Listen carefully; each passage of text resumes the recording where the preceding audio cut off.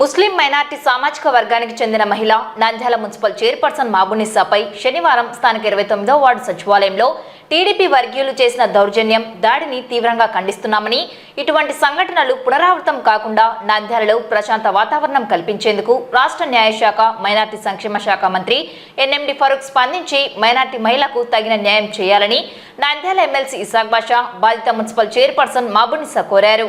సోమవారం సాయంత్రం స్థానిక మున్సిపల్ చైర్పర్సన్ గృహంలో మున్సిపల్ వైస్ చైర్మన్లు గంగిశెట్టి శ్రీధర్, పాంచావలి, వైఎస్ఆర్సీపీ కౌన్సిలర్లు, కోఆప్షన్ సభ్యులు, వార్డు ఇన్ఛార్జీలతో కలిసి ఏర్పాటు చేసిన మీడియా సమావేశంలో సంఘటన వివరాలు వెల్లడించారు.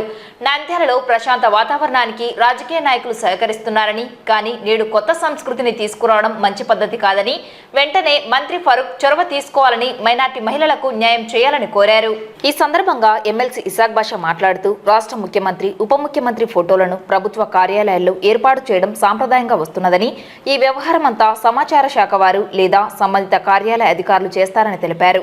అయితే శనివారం 29వ వార్డు సచివాలయంలో సీఎం, డిప్యూటీ సీఎం ఫోటోలతో టీడీపీ వర్గీయులు వచ్చి అక్కడే ఉన్న మున్సిపల్ చైర్పర్సన్తో ఫోటోలు ఏర్పాటుపై ఘర్షణ పడడం సబబు కాదని, ఈ విషయాన్ని తీవ్రంగా ఖండిస్తున్నామన్నారు. ముస్లిం మైనార్టీ మహిళను ఏకవచనంతో దుర్భాషలాడడం సరికాదని, ఈ చర్యలు అప్రజాస్వామికమన్నారు. మహిళపై చేయెత్తి కొట్టేందుకు ప్రయత్నించడం మంచి పద్ధతి కాదన్నారు. రాజకీయంలో గెలుపు ఓటములు సహజమేనని, ఇలాంటి చర్యలు చేయరాదన్నారు. ప్రస్తుత న్యాయశాఖ మైనార్టీ సంక్షేమ శాఖ మంత్రి ఫరూక్ గతంలో అనేకసార్లు మంత్రిగా వివిధ శాఖల్లో పనిచేశారని, నంద్యాలలో ముస్లిం మహిళపై టీడీపీ వర్గీయులు దౌర్జన్యం చేసి దుర్భాషలాడి అవమానపరచడం జరిగిందని, ఇటువంటి చర్యలు పునరావృతం కాకుండా చూడాలని, మహిళకు న్యాయం చేయాలని, నంద్యాల ప్రశాంతతకు భంగం కలిగించే చర్యలు చోటు చేసుకోకుండా చొరవ తీసుకోవాలని కోరారు. బాడుగ ఇంటిలో నివసిస్తున్న మున్సిపల్ చైర్పర్సన్ను ఇంటిని ఖాళీ చేయిస్తానని, రోడ్డుపై నిలబెడతానని దౌర్జన్యం చేయడం సబబు కాదన్నారు.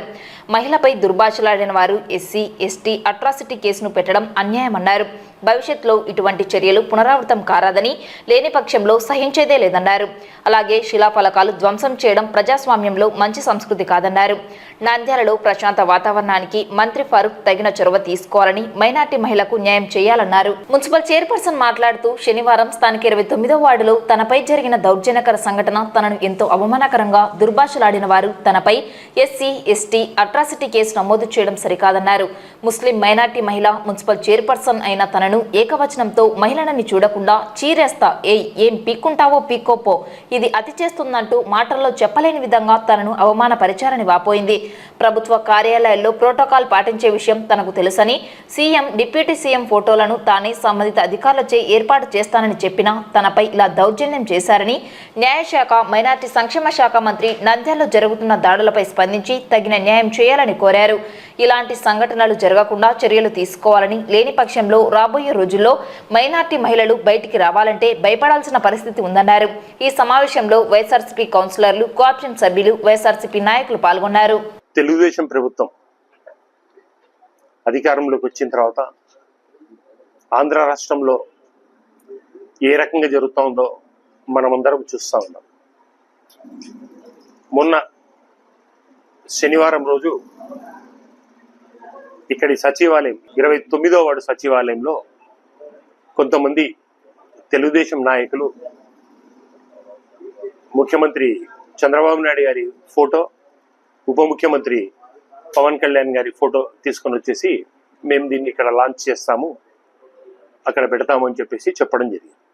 ఆల్రెడీ అక్కడ మున్సిపల్ చైర్మన్ ఉండడం వల్ల వాళ్ళు అడిగితే యాక్చువల్గా పద్ధతి ప్రకారం నేను విషయం అయితే చెప్తా ఉన్నాను, ఏ ప్రభుత్వ సంస్థల్లో అయినా ఏదైనా ఒక రూల్ అండ్ రెగ్యులేషన్స్ ఉంటాయి.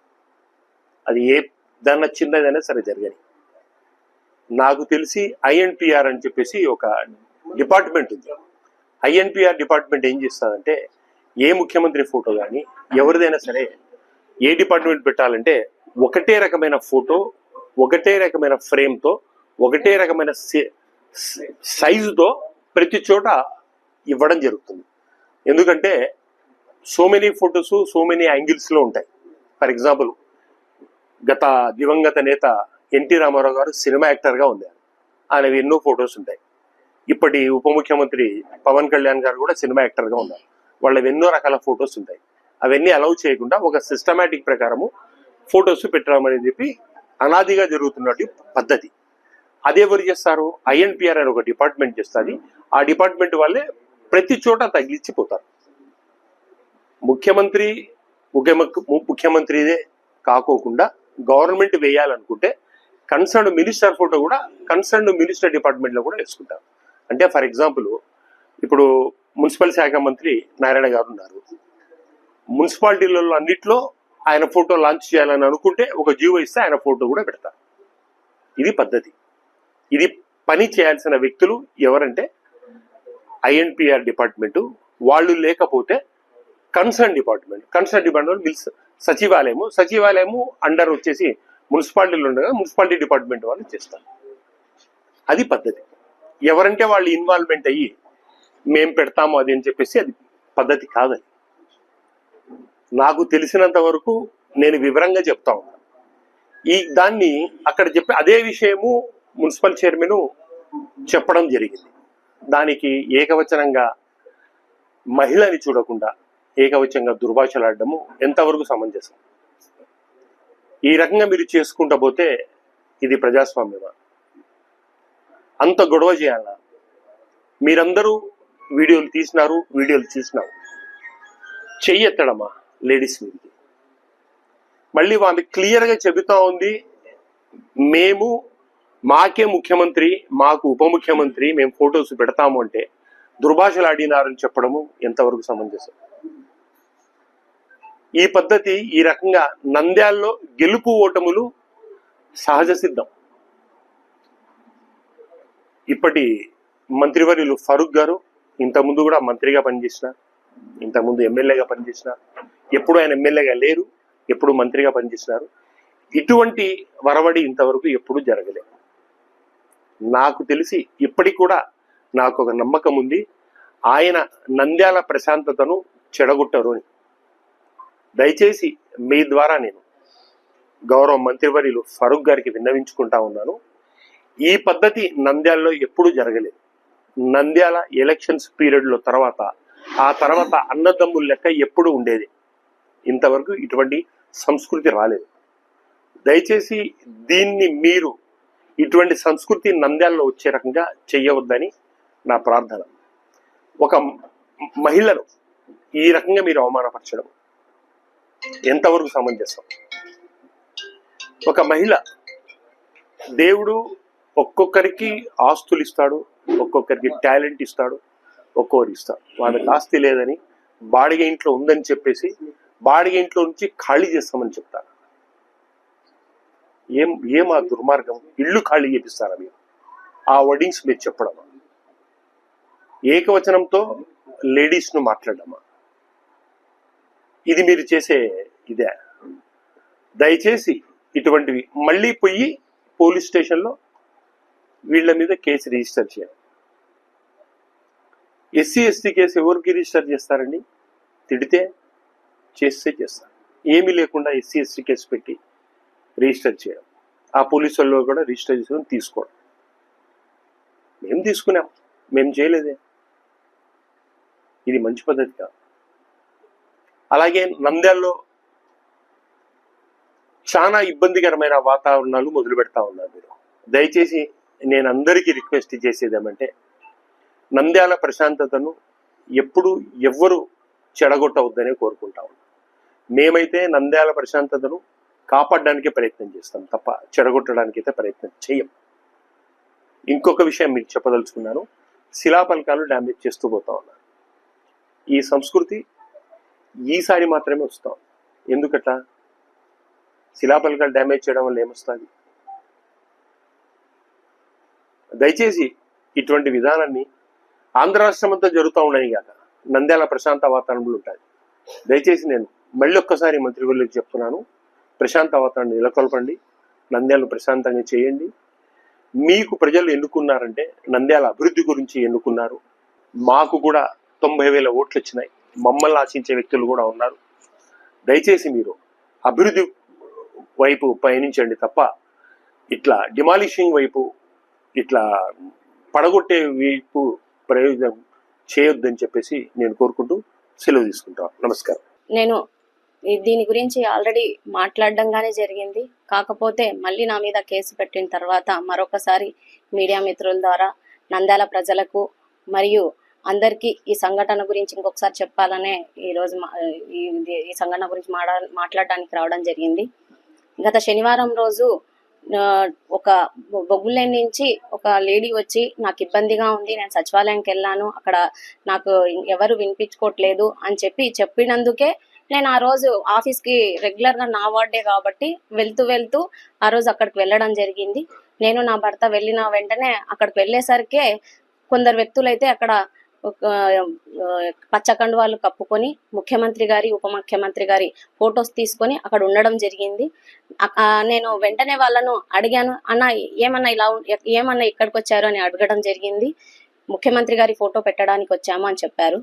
కానీ నేను వెంటనే అవునన్నా, కాకపోతే నేను కమిషనర్ గారికి చెప్పడం జరిగింది, అన్ని సచివాలయాలలో ఆల్రెడీ పెట్టడానికి చెప్పడం జరిగింది, నేను పెట్టిస్తానని కానీ చెప్పడం జరిగింది. ఆయన ఇంకా వేరే లాంగ్వేజ్ లో ఇప్పుడు ఇది నా ప్రభుత్వము, నా ముఖ్యమంత్రి, నా సచివాలయము, ఇది ఇప్పుడు నా వార్డు, నువ్వు బయటికి పో అని చెప్పడం వల్ల ఘర్షణ స్టార్ట్ అయింది. ఆ మాట అంటే నీ వార్డు అనేది కాదు, మా అందరికీ ముఖ్యమంత్రి నాకు తెలుసు, నేను పెట్టిస్తానని చెప్తున్నాము అని అంటే చెప్పకూడదు. కాకపోతే ఇప్పుడు నా మీదకే ఎలాంటి అభియోగాలు వస్తున్నాయి, అపనిందలు వేస్తున్నారని నేను ఆడదాన్ని అయినా కానీ ఆ వర్డ్స్ వాళ్ళు చెప్పినటువన్నీ మీ ముందు ఉంచాలని అనుకుంటున్నాను. ఇన్ని రోజు 15 నుంచి 20 రోజుల వరకు గెలిచి ఇన్ని రోజులైనా ఏం పీకుతున్నారు మీరు పెట్టకుండా? ఇలాంటి అసభ్యంకరమైన వార్తలు పెట్టిన తర్వాతనే నేను ఆయనతో గట్టిగా మాట్లాడడం జరిగింది. దాని తర్వాత మళ్ళీ వెంటనే ఏమన్నారు అని అంటే, నీకు ఒక గంటలో నిన్ను రోడ్డు మీదకి ఈడుస్తాను, నీ ఇల్లు ఖాళీ చేపిస్తాను అని చెప్పి నా ముందనే ఇంటి ఓనర్స్ గాని ఫోన్ చేయడం జరిగింది. అసభ్యంగా మాట్లాడుతున్నందుకే నేను రియాక్ట్ అయ్యాను. కొట్టడానికి ముందుకు వస్తుంటేనే నేను గట్టిగా కేకలు వేశాను. చీరుస్తానే నిన్ను అన్నందుకే ఎవరు నువ్వు నాకు చెప్పడానికి అని చెప్పానే తప్ప, నేను ఇంకొకటి అక్కడ అదే తప్ప వాళ్ళకి ఇంకా వేరే మాటలు కానీ గలీజ్ గా మాట్లాడలేదు. ఆయననే ఆడపిల్లని చూడకుండా చీరేస్తాను, నిన్ను రోడ్డు మీదకి ఈడుస్తాను, ఇలాంటి ఇప్పుడు నీ ఎమ్మెల్యే గెలిచినప్పుడు నేను వచ్చినానా, నువ్వు ఎందుకు కూర్చున్నావు, లే బయటికి ముందు పో, ఈ కుర్చీ నా ముందనే కుర్చీ లాక్కొని ఏం పీక్కుంటావు పీక్కో, ఈయన కూర్చుంటా, ఇలాంటి మాటలు చెప్పితే నేను గట్టిగా అరచకుండా ఏం చేయాలి అనేది మీరే చెప్పాలి. అంతేకాకుండా అలా కూర్చున్న తర్వాత ఒక ఫొటోస్ వచ్చాయి నా ముందర. నేను అసలు ఫొటోస్ ని వాళ్ళు ఇవ్వండి అని కోరుకున్నా వాళ్ళు నా చేతికి కానీ ఇవ్వలేదు. ఆయన అక్కడ వేసుకొని కూర్చుని అంటే ఆయన కూర్చున్న తర్వాత నేను వెళ్ళి సీట్లో కూర్చున్నా. పక్క నుంచి ఇంకొక వ్యక్తి ఇది అతకం చేస్తుందిరా, ఇలాంటి మాటలు మాట్లాడుతుంటే నేను బాగా ఉండదు, గట్టిగా ఇట్లా నేను చేయి చూపించి మాట్లాడాను అని అంటే బాగుండదు, సరిగా మాట్లాడండి అనే చెప్పినాను. కానీ గట్టిగా ఎక్కడ ఎవరిని మాట్లాడలేదు. ఒక్కొక్కరు ఇటు నుంచి ఒకరు వచ్చే పోదురా బయటికి అని, ఒకరు ఇటు నుంచి ఒకరు ఇది అతికేం చేస్తుందిరా అని, ఒకరు నిన్ను చీలుస్తానే అని, ఒకరు ఇలాంటి మాటలు మాట్లాడుతుంటేనే తప్ప నేను ఖండించాను. అంతే తప్ప ఎక్కడ ముఖ్యమంత్రి గారికి కానీ ఉప ముఖ్యమంత్రి గారికి కానీ మినిస్టర్ గారిని కానీ అవగౌరవపరిచేటట్టు మాట్లాడలేదు. ఎందుకనంటే నాకు తెలుసు ఈ 3 సంవత్సరాలలో దాదాపు 42 సచివాలయాలలో ఎలా ఉన్నాము, ఏం చేయాలి, ఎలా ప్రోటోకాల్ పాటించాలనేది నేను న్యాయబద్ధంగా యాజ్ ఎ రూల్ ఎట్లుందో అలాగే వెళ్తున్నాను. అదే అక్కడే చెప్పాను తప్ప నేను ఎవరిని కించపరిచేటట్టు మాట్లాడలేదు. ఎందుకనంటే మీరు కాదు నేను పెట్టుకుంటాను, నాకు సీఎంఏ నాకు తెలుసు అని మాత్రమే చెప్పాను. ఇంకా మినిస్టర్ మా ఎమ్మెల్యేకి చెప్తాను అదంటే మీకే కాదు నాకు కానీ ఎమ్మెల్యేనే కావాలంటే నేనే చెప్తానని కానీ ఫోన్ చేయడం జరిగింది. కాకపోతే మినిస్టర్ గారు ఆ రోజు నాకు ఫోన్ తగలలేదు. ఇది జరిగింది అక్కడ. సరే ఎవరైనా ఇప్పుడు వాళ్ళు వచ్చిన ఉత్సాహంలో ఉంది, ఘర్షణ జరిగింది. నేనే 3 టౌన్ కి సిఐ గారికి ఫోన్ చేశాను. సిఐ గారు ముందర కానీ శివశంకర్ యాదవ్ వాళ్ళందరూ వచ్చి లే నువ్వు ముందు ఆమెను బయటికి పంపించు, నాకు బయటికి పంపించమని చెప్పి వాళ్ళు అసభ్యంగా మాట్లాడుతుంటే ఎందుకు తప్పు కనిపించట్లేదు ఒక ఆడపిల్ల మీద. వాళ్ళందరూ వచ్చి ఒక్కసారి ఇంతమంది వచ్చి నా మీద విడుచుకోబడి, అసలు నా వార్డు ప్రజలు కాకుండా చుట్టుపక్కల వాళ్ళందరూ వచ్చి తెలుగుదేశం నాయకులు నా మీద, నేను నా భర్త తర్వాత మా అన్న వచ్చారే తప్ప ఎవ్వరు లేరు. మేము వాంటెడ్ అసలు పోనే లేదు. వాళ్ళు వాంటెడ్ గా గొడవ పడ్డానికే వచ్చి నా మీద దుర్భాషలు ఆడుతూ కొట్టనికి వచ్చినా గానీ వాళ్ళ మీద చర్యలు తీసుకోకుండా నా మీదే కుల మీద దోషించినానని ఎస్సీ ఎస్టీ కేసు పెట్టడం ఎంతవరకు న్యాయము? నేను అక్కడ సిఐ గారితో ఏంటన్నా ఇది మైనార్టీ మహిళ కానీ ఆడపిల్ల మీద చూడకుండా నన్ను ఇట్లా సతాయిస్తున్నారని సిఐ గారితో నేను చెప్తుంటే పక్కన నుంచి శివశంకరన్న పిలుచుకొని వచ్చిన వ్యక్తి ఆయన గట్టిగా తిడుతున్నాడు. అసలు ఆయన అప్పటి వరకు ఆయన ఎవరో గానీ నాకు తెలియదు. మా నాన్న తర్వాత ఈయననే కేసు పెట్టిందని చూపించారు. ఆయన ఇంతకు ముందు ఆయన గుర్తు పెట్టుకొని రాజకీయం చేసేంత ఆయన అసలు నాకు తెలియదు ఎవరో. ఒక్క మాట గాని కులం గురించి గాని ఏ మాట గాని ఎవరిని నేను తిట్టనాము కించపరిచి మాట్లాడడం జరగలేదు. వాళ్ళు తిడుతుంటే ఆడపిల్లని చూడకుండా నా పక్కన ఉన్న కొడుకా గిడక అని చెప్తుంటే నేను దాన్ని ఖండించానే తప్ప ఎవరిని నేను కించపరచలేదు. ఓన్లీ ప్రోటోకాల్ పాటించండి, నేను పెట్టిస్తాను, కమిషనర్ గారికి చెప్తానని చెప్పాను. నా వాడు నువ్వు బయటికి పో అని చెప్తుంటే నువ్వెవరు చెప్పనీకి ఇలాంటినే చెప్పాను తప్ప నేను ఎక్కడ ఎవరికి ఇబ్బందికరంగా మాట్లాడలేదు. దయచేసి ఇంతకు ముందుగానే కోరుకున్నాను, న్యాయశాఖ మంత్రిగా మైనార్టీ మంత్రిగా ఉన్న ఫరూక్ అన్న గారిని నేను ముఖ్యంగా కోరుకున్నాను. మొన్న గాని ఖచ్చితంగా న్యాయం జరుగుతుందనే నేను ఆశిస్తున్నాను, న్యాయం జరగాలనే కోరుకుంటున్నాను. ఎందుకనంటే రాబోయే కాలంలో మైనార్టీ మహిళలు బయటికి రావాలంటే ఇలాంటి ఇబ్బందికర వాతావరణంలో రాజకీయాలను చేయాలన్నా భయపడే స్థితికి దయచేసి ఎవరు దిగజార్చొద్దండి. రాజకీయాలే, ప్రజాస్వామ్యమే, అందరూ న్యాయబద్ధంగా వెళ్తారనే నమ్ముతున్నాను. దీని మీద న్యాయం జరుగుతుందని ఆశిస్తూ మరొకసారి మంత్రి గారికి ప్రత్యేక దృష్టి పెట్టి ఇలాంటి చర్యలు పురాతన కాకుండా చూడాలని మనస్ఫూర్తిగా కోరుకుంటున్నాను. నిన్న శనివారం జరిగిన సంఘటన 29వ వార్డులో జరిగిన సచివాలయంలో జరిగిన సంఘటన చాలా దురదృష్టకరమైన సంఘటన. మన పట్టణ ప్రథమ పౌరాలపైన జరగాల్సిన సంఘటన కాదది. ఎవరైనా ప్రజాస్వామ్యంలో ఎవరికైనా ముఖ్యమంత్రి వర్యులు డిప్యూటీ సీఎం గారిని గౌరవించాల్సిన బాధ్యత ఎంత ఉందో మన పట్టణ ప్రథమ పౌరాలని కూడా గౌరవించాల్సిన బాధ్యత అంతే ఉంది. ఈ సంఘటన జరగడం చాలా దురదృష్టకరము. దీన్ని అందరూ నంద్యాల పట్టణ ప్రజలు కానీ ప్రజా సంఘాలు కానీ అందరూ ఖండించాల్సిన టైం ఇది. అలాగే మన మంత్రివర్యులు, మైనార్టీ శాఖ మంత్రివర్యులు, న్యాయశాఖ మంత్రివర్యులు ఎన్ఎండి ఫరూక్ గారు కూడా ఖండిస్తారని ఆశిస్తూ, రాష్ట్రంలో తెలుగుదేశం ప్రభుత్వం అధికారంలోకి వచ్చి ఎమ్మెల్యేలు ప్రమాణ స్వీకారం చేయకముందే రాష్ట్రంలో చాలా చోట్ల ఇటువంటి సంఘటనలు జరగడం అనేది చాలా దురదృష్టకరం. అందులో భాగంగానే గతంలో ఎన్నడూ లేని విధంగా నంద్యాలలో కూడా చైర్పర్సన్ గారి వార్డులో ఈ విధంగా అవతల వార్డులో ఇన్ఛార్జిగా ఉన్నటువంటి తెలుగుదేశం పార్టీ నాయకులు అసభ్యకరంగా ప్రవర్తించడం అనేది దాన్ని మేము తీవ్రంగా ఖండిస్తున్నాము.